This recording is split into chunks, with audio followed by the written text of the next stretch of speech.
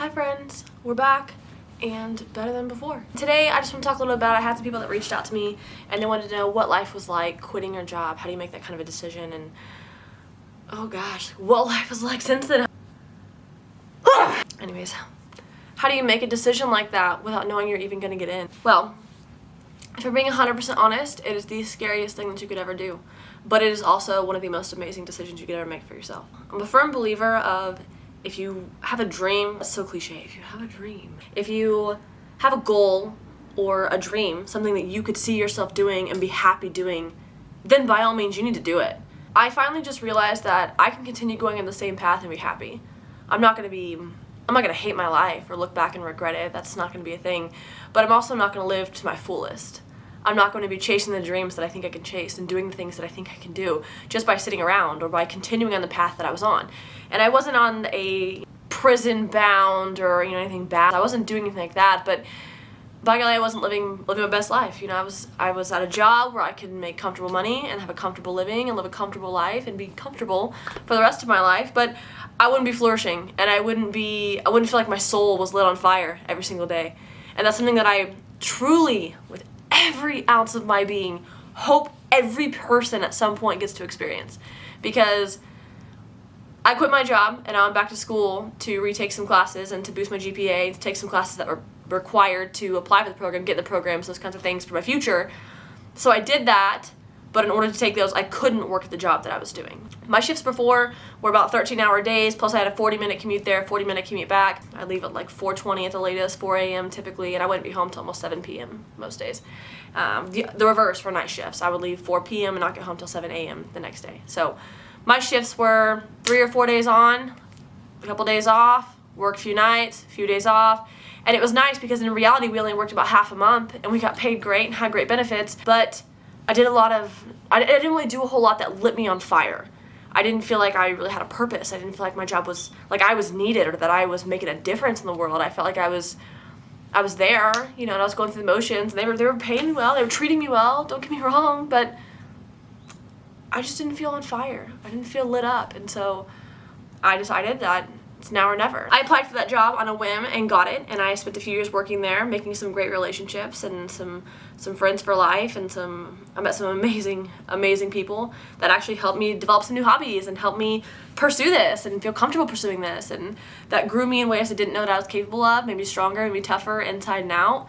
My spirituality grew from some people there that really impacted that, and I will forever be grateful for that experience. I got to do a ton of traveling, see a lot of places, do a lot of things, and it was an amazing experience, but I realized that I was only getting older, and that scary decision that it is, I was 26, the scary decision that it is to uproot your life now for an unknown is so scary, and it will never not be scary. It's scary at 18 when you're moving away to a school somewhere else. It's scary when you're 18 and moving out on your own for the first time. It's scary when you're 22 and having your first kid or getting married. It's scary when you're graduating college and trying to find a career. It's never not scary to uproot life as you know it.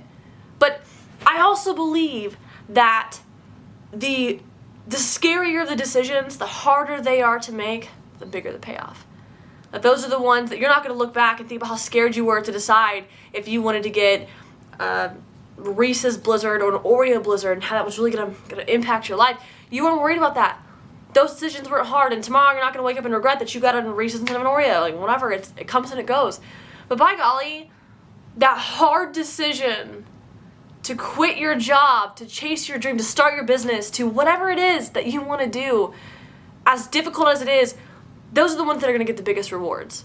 Those are the ones that are going to change your life, that are going to change the way you feel about yourself, the way you look at yourself, the way you feel on the inside. It's just, whether you're making millions of dollars or you're making minimum wage, as long as you're fulfilled on the inside, then you're doing what you need to be doing. And that is applaudable. That's something that I wish more people did and more people would take the time to do. How did I make the decision? I just evaluated life, what I experienced, and what I wanted to experience.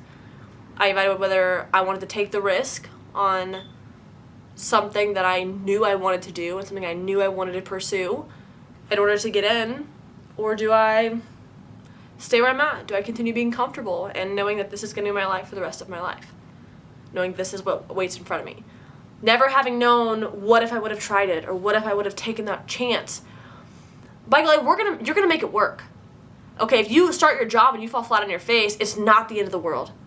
It may make things hard for a while, don't get me wrong. You may flop and it may be, well, how am I gonna pay the bills? You'll figure it out, I promise you. You'll make it work.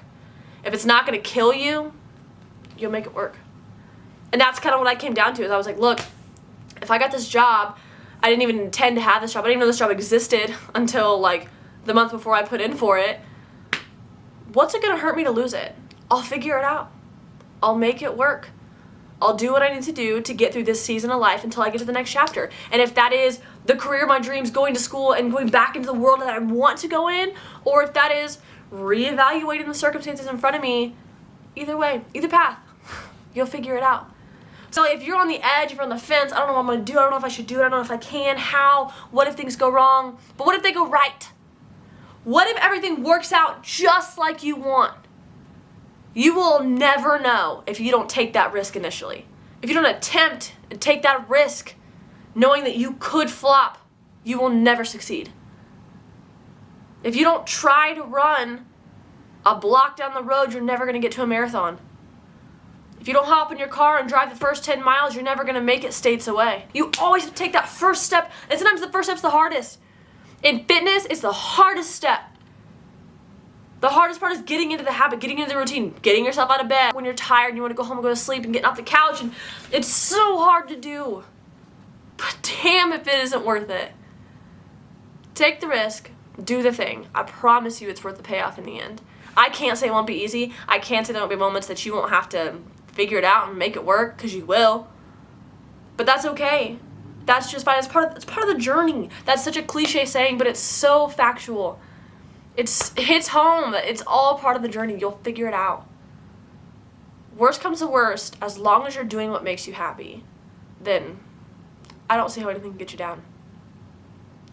Adversity comes, hurdles come, curveballs come, and you may swing and a miss a few times, but eventually you're going to hit a home run.